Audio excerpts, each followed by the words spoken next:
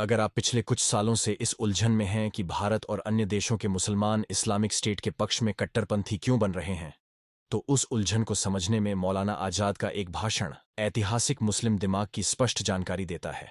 आजकल आप देखते होंगे कि इस्लामी मौलवी और उर्दू और मुस्लिम पत्रकार इस्लामी विचारों को बढ़ावा देते हैं और गरीब और अनपढ़ मुस्लिम युवाओं को जिहादवाद के जाल में फंसाते हैं, और ऐसी बातों को उजागर करने वालों का संघी और एक इस्लामोफोब के रूप में उपहास किया जाता और सिरे से खारिज कर दिया जाता है। इसीलिए जनता की अदालत में अपना बचाव करने के लिए मैं अपने वकील मौलाना अबुल कलाम आज़ाद फट को पेश करता हूँ, जो 20वीं सदी का सबसे प्रमुख इस्लामी विद्वान थे, जो ऑटोमन खलीफा के नागरिक के रूप में एक अफगानी अरबी पिता और ईरानी माँ की संतान के रूप में मक्का में पैदा हुए थे, और इस्लामिक स्टडीज़ के स्कॉलर थे, जो उन्होंने इजिप्ट की मशहूर अल अज़हर यूनिवर्सिटी से थी, और वो इस्लामी फ़िक्का और जूरिस्प्रूडेंस के जाता थे, और मॉडर्न वेस्टर्न एजुकेशन सिस्टम जो भारत में चलता था और अभी भी चलता है, और विज्ञान व प्रौद्योगिकी में उनका हाथ तंग था, जैसा कि सभी इस्लामवादियों और जिहादियों का होता है। आगे चलकर ये मौलाना बने स्वतंत्र भारत के प्रथम शिक्षा मंत्री। 27 अक्टूबर 1914 को कोलकाता में एक बड़ी मुस्लिम सभा को संबोधित करते हुए अपने युग के अंतर्राष्ट्रीय स्तर पर प्रसिद्ध मौलवी मौलाना अबुल कलाम आजाद ने एक ऐसा भाषण दिया जिसमें इस तरह की इस बातें मौलाना ने की हैं जो आधुनिक युग में आपने या तो बिन लादेन या बगदादी के मुंह से सुनी होंगी, या किसी हेट मोंगर इस्लामिस्ट मौलवी के मुंह से। उसका भाषण इस बात की तफसील से जानकारी देता है कि कैसे इस्लामी मौलवी मस्जिदों में खुतबे और जलसों में भाषणों के माध्यम से मुसलमानों को कट्टरपंथी बनाते हैं। मौलाना आज़ाद उस समय बोल रहे थे जब ऑटोमन खलीफा का पतन नजर आ रहा था और उनकी पूरी तैयारी थी। वैश्विक इस्लामवाद के समर्थन में भाषण माना जाता है, जिसके कारण खिलाफत आंदोलन के दौरान हजारों मुसलमानों को तुर्की में जिहाद छेड़ने के लिए भारत छोड़ना पड़ा।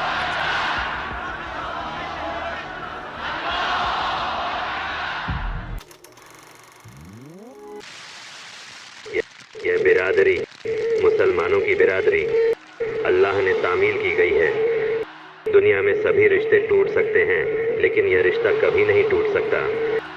ला इलाहा इल्लल्लाह का रिश्ता यह सकता है कि एक बाप अपने बेटे के खिलाफ हो जाए, एक माँ अपने बच्चे को अपनी गोद से अलग कर दे, एक भाई दूसरे भाई का दुश्मन बन जाए, लेकिन एक चीनी मुस्लिम का, एक अफ्रीकी मुस्लिम अरबी का तातार से जो रिश्ता है, और जो हिंदुस्तान के नए मुसलमानों का अरबी कुरैशी के साथ एक रूहानी ताल्लुक है, इसे तोड़ने के लिए, इस जंजीर को काटने के लिए दुनिया पर कोई ताकत नहीं है।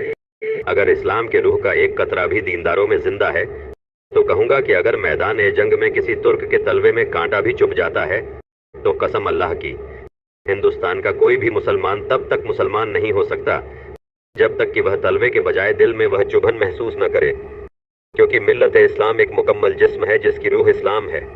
फिर अगर यह सच है कि इस्लाम के दिल में वार करने के लिए तलवार को तेज किया जा रहा है, तो हमें एक ढाल तैयार करने में क्या झिझक है।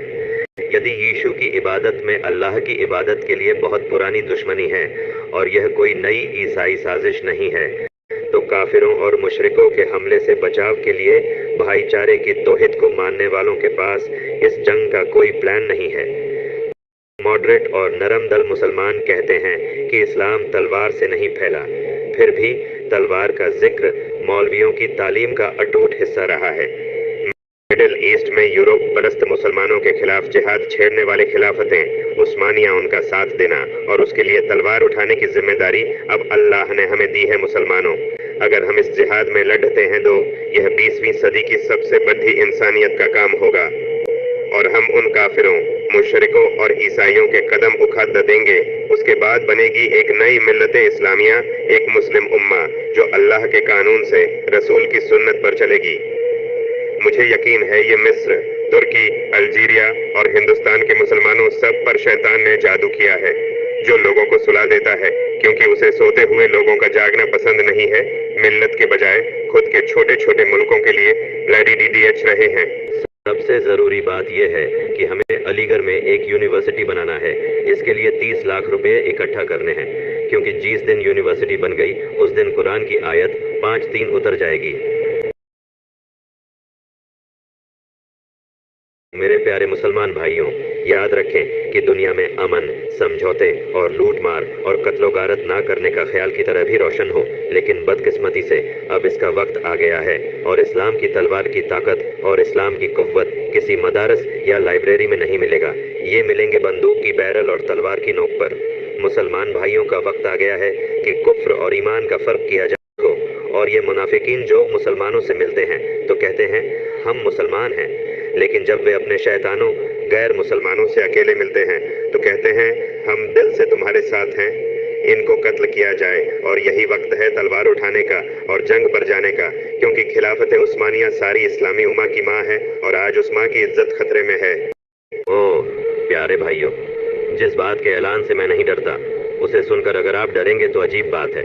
मैं कहता हूँ कि हर मोमिन जो अल्लाह, उसके रसूल सल्लल्लाहु अलैहि वसल्लम कुरान ए करीम पर यकीन रखता है, उन पे यह फर्ज है कि वह आज जिहाद फी सबीलिल्लाह, अल्लाह की राह में जिहाद के लिए उठे। इसके लिए पहला जिहाद इकोनॉमिक जिहाद है और इसके बाद अगर कोई ज़रूरत है तो जिस्म जान का जिहाद है। जिस दिन हमने यह मान लिया कि हम मुसलमान हैं, उसी दिन हमने यह भी मान लिया कि इस्लाम के लिए हमने अपनी ज़िंदगी को अल्लाह को गिरवी रख दिया है, बदले में वो हमें जन्नत अता फरमाएगा। ला इलाहा इल्लल्लाह मुहम्मदुर रसूलुल्लाह, अल्लाह हो अकबर अल्लाह।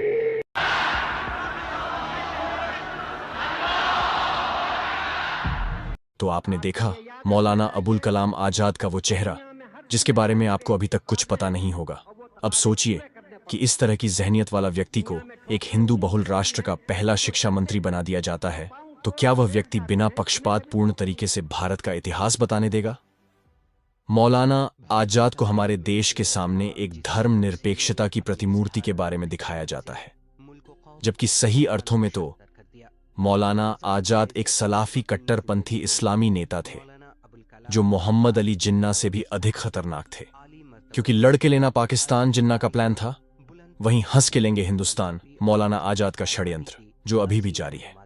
विभाजन के समय जब देश के अधिकतर मुसलमानों ने पाकिस्तान जाने का मन बना लिया था, तब मौलाना आजाद की पहल पर गांधी और नेहरू इस मुस्लिम रोको आंदोलन में सक्रिय हो गए।